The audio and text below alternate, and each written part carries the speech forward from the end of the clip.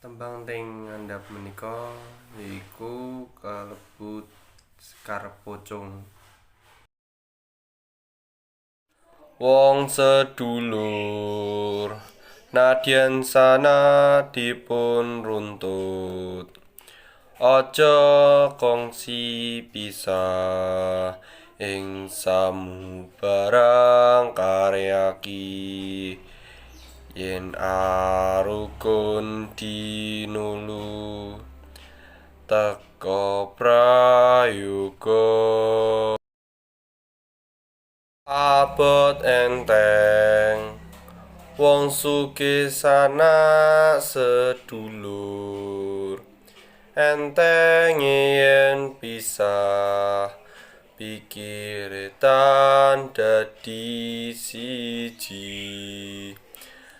Abotipun yen sabiyantu ing karsa,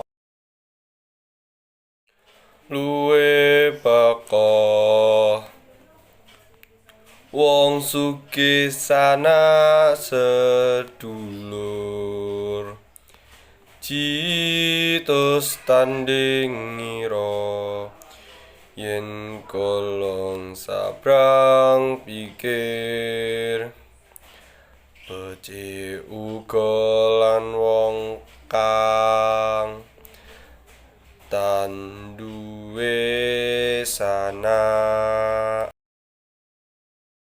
Padhewe kedah rukun kalih sedherek pundi mawon supados menawi pirsani tiyang sanes niku sae. Gadah kathah sedherek niku wonten saene nggih wonten botene. Dados awake dhewe kedah saling mbiyantu kaliyan sedherek dhewe.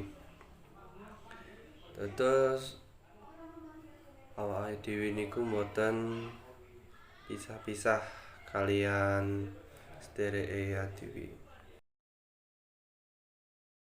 Ing tembang niki ngajaraken dhewe menawi gadah sedherek kathah niku nggih sae tinimbang boten gadah sedherek.